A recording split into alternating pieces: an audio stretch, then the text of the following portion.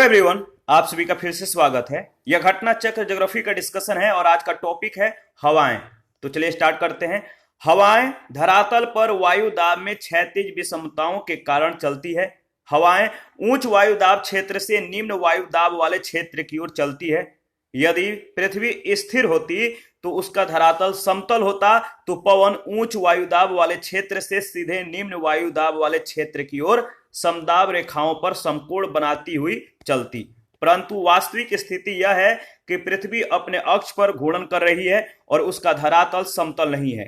अतः हवाएं अन्य शक्तियों के कारण अपनी दिशा में परिवर्तन करती हुई चलती है। ये शक्तियां निम्नलिखित हैं। पहला है दाब प्रवणता बल। दाब प्रवणता बल दो भिन्न वायु दाब वाले क्षेत्रों के मध्य हवाएं चलती हैं, अर्थात दो स्थानों के बीच दाब प्रवणता जितनी अधिक होगी वायु उतनी ही तीव्र गति से चलेगी। वायु की दाब प्रवणता से पवन को चलने के लिए बल मिलता है, इसीलिए इसे दाब प्रवणता बल कहते हैं। दूसरा है कोरियोलिस बल। धरातल पर प्रवाहित हवाओं की दिशा वायु दाब तथा पृथ्वी की घूर्णन गति के द्वारा निर्धारित होती है। पृथ्वी की अक्षीय गति से उत्पन्न विक्षेपक बल के कारण हवाओं की दिशा में विक्षेप हो जाता है और इस बल की खोज जी कोरियोलिस के द्वारा किए जाने के कारण बाद में इसका नामकरण कोरियोलिस बल कर दिया गया। फेरल के अनुसार अगर बात करें तो हवाएं उत्तरी गोलार्ध में दाहिनी ओर और दक्षिणी गोलार्ध में बाईं ओर मुड़ जाती है। सामान्यतः उत्तरी गोलार्ध का पवन प्रतिरूप दक्षिणावर्त और दक्षिणी गोलार्ध का वामावर्त होता है। इसी प्रकार से भूघर्षण एवं अभिकेंद्रीय त्वरण भी हवाओं की दिशाओं को प्रभावित करते हैं। देखिए यहाँ पे जो है उच्च वायुदाब है, ये ध्रुवीय पवन है, इनका दिशा याद रखिएगा। इधर जो है ये निम्न वायुदाब यानी ये पछुआ पवन है, ये उच्च वायुदाब है। यहाँ पर ये उत्तर पूर्व व्यापारिक पवन है, दिशा याद रखिएगा। निम्न वायुदाब इधर जो है दक्षिण पूर्व व्यापारिक पवन है और इसका जो डायरेक्शन है याद रखिएगा, ये है पछुआ पवन और ये है आपका ध्रुवीय पवन। ठीक है। देखिए हवाओं के प्रकार के बारे में अगर बात करें तो तीन प्रकार में इसे बांटा गया है, यानी हवाओं का जो प्रकार है कितना है, तीन प्रकार है। ठीक है। पहला है प्रचलित पवन या भूमंडलीय पवन। ये हवाएं वर्ष भर निश्चित दिशा में प्रवाहित होने वाली हवाएं हैं। इसके अंतर्गत मुख्यतः व्यापारिक पवने, पछुआ पवने तथा ध्रुवीय पवनों को सम्मिलित किया जाता है। व्यापारिक पवने उपोष्ण उच्च वायुदाब कटिबंध से विषुवतीय निम्न वायुदाब की ओर दोनों गोलार्धों में निरंतर बहने वाली पवने हैं। पछुआ पवने उपोष्ण उच्च वायुदाब से उप ध्रुवीय निम्न वायुदाब के बीच दोनों गोलार्धों में चलने वाली अस्थायी पवने हैं। उत्तरी गोलार्ध में स्थल की अधिकता के कारण ये अधिक जटिल हो जाती है तथा ग्रीष्म ऋतु में कम सक्रिय और शीत ऋतु में अधिक सक्रिय हो जाती है। सागर के ऊपर चलने के कारण ये हवाएं नमी से परिपूर्ण हो जाती हैं तथा अपने अक्षांशों में महाद्वीपों के पश्चिमी भागों में पर्याप्त वर्षा करती है। देखिए दक्षिणी गोलार्ध में स्थल की कमी के कारण इनकी गति इतनी तेज होती है जिससे कि हवाएं तूफानी हो जाती है। पछुआ पवनों के साथ प्रचंड झंझा चला करते हैं। इनकी प्रचंडता के कारण ही दक्षिणी गोलार्ध में इन्हें 40 डिग्री अक्षांश पर गरजता 40सा, 50 डिग्री अक्षांश पर प्रचंड 50सा और 60 डिग्री अक्षांश पर चिखता 60 कहते हैं। वेलिंगटन यानी न्यूजीलैंड एकमात्र राजधानी है जो गरजती 40सा हवाओं के मार्ग में पड़ती है, याद रखिएगा। ध्रुवीय पवने ध्रुवीय उच्च वायुदाब से उप ध्रुवीय निम्न वायुदाब की ओर बहने वाली पवने ध्रुवीय पवने कहलाती हैं। दूसरा है द्वितीय अथवा सामयिक पवन। देखिए जिन पवनों की दिशा मौसम या समय के अनुसार बिल्कुल बदल जाती है उन्हें सामयिक पवने कहते हैं। सामयिक पवनों के अंतर्गत मानसून पवन, स्थल समीर तथा समुद्र समीर एवं पर्वत समीर तथा घाटी समीर को सम्मिलित किया जाता है। मानसून पवने वे पवने हैं जिनकी दिशा ऋतु के अनुसार बिल्कुल उलट हो जाती है। ये पवने ग्रीष्म ऋतु के 6 माह में समुद्र से स्थल की ओर और शीत ऋतु के 6 माह में स्थल से समुद्र की ओर चलती है। डॉक्टर समा शास्त्री के अनुसार मानसून बड़े पैमाने पर विस्तृत क्षेत्र में चलने वाली मौसमी पवने हैं जिनकी दिशा में मौसम में परिवर्तन के साथ उत्क्रमण हो जाता है। Doctor H.G. डॉबी के अनुसार अगर बात करें तो पवनों का उत्क्रमण मानसून जलवायु का मूल सिद्धांत है। इसके बाद देखिए स्थल समीर और समुद्र समीर, इसके बारे में ध्यान रखिएगा। स्थल समीर व समुद्र समीर समुद्र तट के साथ साथ 20 से 30 किलोमीटर चौड़ी पट्टी को भी प्रभावित करते हैं। दिन के समय स्थल समुद्र की अपेक्षा शीघ्र गर्म हो जाता है। दिन के समय स्थल जो है समुद्र की अपेक्षा शीघ्र गर्म हो जाता है, अतः वायु के गर्म होने से स्थल पर निम्न वायुदाब का क्षेत्र बनता है तथा समुद्र पर उच्च वायुदाब का क्षेत्र बनता है, और इस प्रकार दिन के समय समुद्र से स्थल की ओर आर्द्र एवं ठंडी वायु चलती है, जिसे समुद्र समीर कहते हैं। रात्रि के समय स्थिति इसके बिल्कुल विपरीत होती है। क्या होता है? रात्रि के समय स्थिति इसके बिल्कुल विपरीत होती है, फलस्वरूप वायु स्थल से समुद्र की ओर चलती है, जिसे स्थल समीर कहते हैं। यहां से प्रश्न पूछे गए, ध्यान रखिएगा।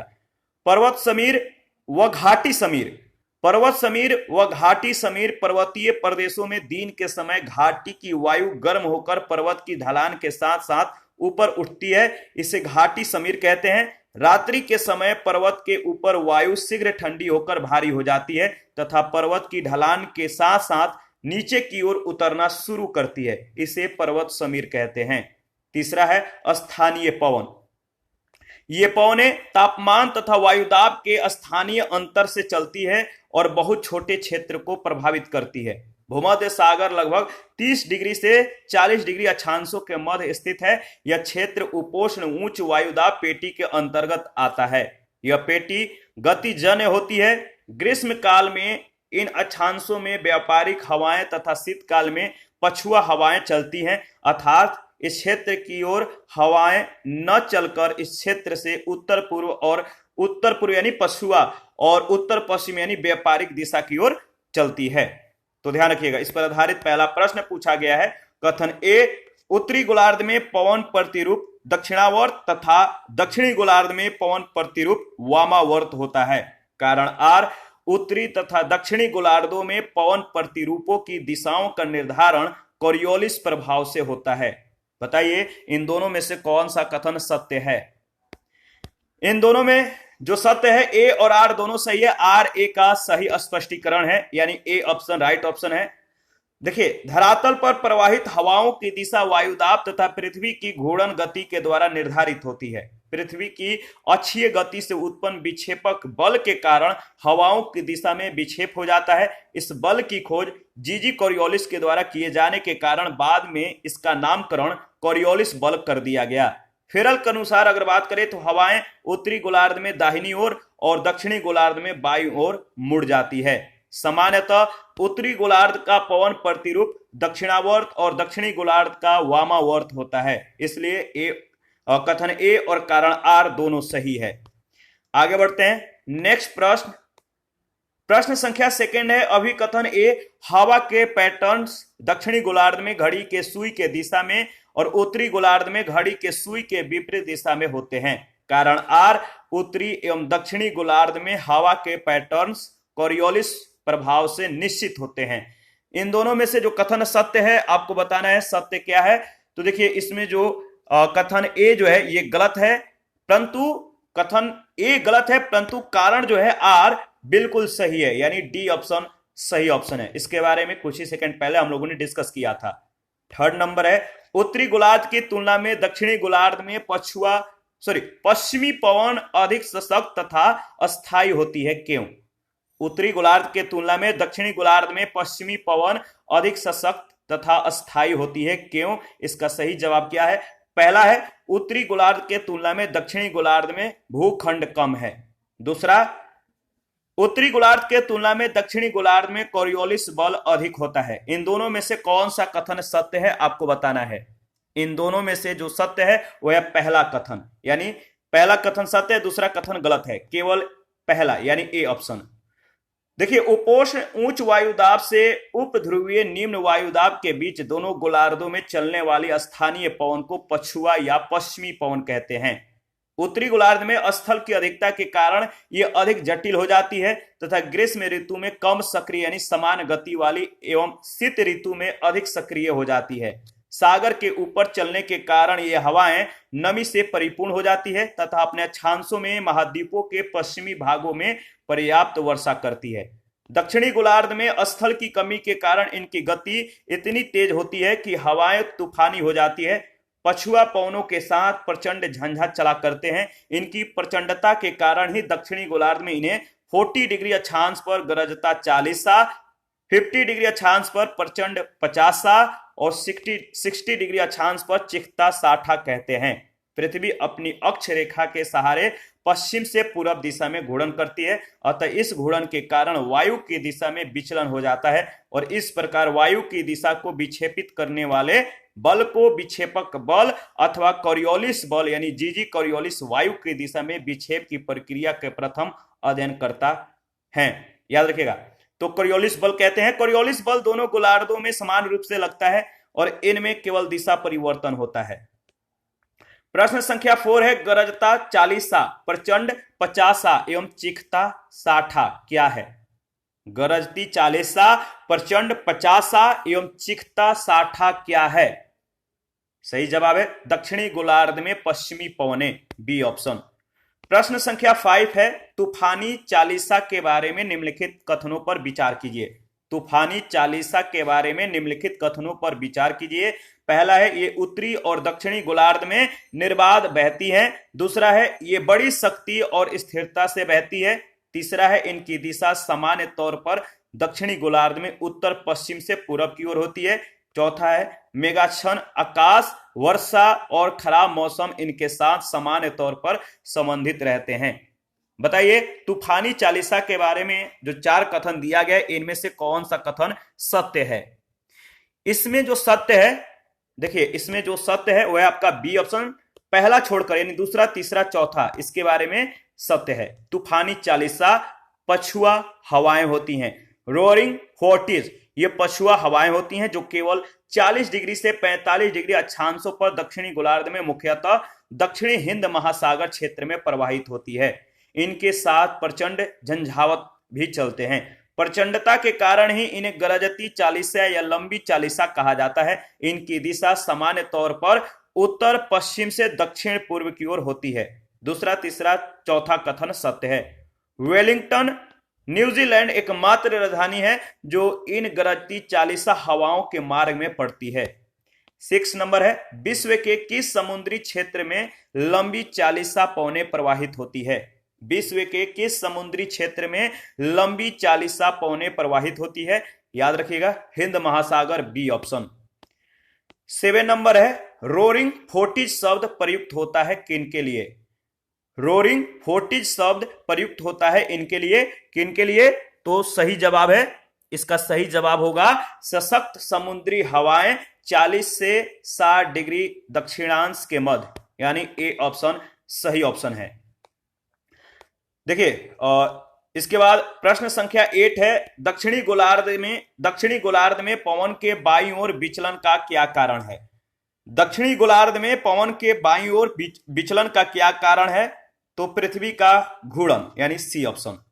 दक्षिणी गोलार्ध में पवन के बाईं ओर तथा उत्तरी गोलार्ध में पवन के दाहिनी ओर विचलन कॉरियोलिस बल के कारण होता है। कॉरियोलिस बल पृथ्वी के घूर्णन के कारण उत्पन्न होने वाला एक बल है। 9 नंबर, उच्च दाब क्षेत्र से भूमध्य सागर की ओर चलने वाली पवनें होती हैं। उच्च दाब क्षेत्र से भूमध्य सागर की ओर चलने वाली पवनें होती हैं व्यापारिक पवनें, बी ऑप्शन। भूमध्य सागर तथा लगभग 30 डिग्री से 40 डिग्री अक्षांशों के मध्य स्थित है। यह क्षेत्र उपोष्ण उच्च वायुदाब पेटी के अंतर्गत आता है। यह पेटी गतिजन क्या होती है? गतिजन्य होती है। ग्रीष्म काल में इन अक्षांशों में व्यापारिक हवाएं तथा शीत काल में पछुआ हवाएं चलती हैं, अर्थात इस क्षेत्र की ओर हवाएं न चलकर इस क्षेत्र से उत्तर पूर्व और उत्तर पश्चिम दिशा की ओर चलती है। प्रश्न संख्या 10 है, पवनों का मौसमी उत्क्रमण किसका प्ररूपी अभिलक्षण है? पवनों का मौसमी उत्क्रमण किसका प्ररूपी अभिलक्षण है? तो मानसून जलवायु, यानी सी ऑप्शन। मानसून पवनें वे पवनें हैं जिनकी दिशा ऋतु के अनुसार बिल्कुल उलट जाती है। ये पवनें ग्रीष्म ऋतु के 6 माह में समुद्र से स्थल की ओर तथा शीत ऋतु में 6 माह में स्थल से समुद्र की ओर चलती है। डॉक्टर रामा शास्त्री के अनुसार अगर बात करें तो मानसून बड़े पैमाने पर विस्तृत क्षेत्र में चलने वाली मौसमी पवनें हैं जिनकी दिशा में मौसम में परिवर्तन के साथ उत्क्रमण हो जाता है।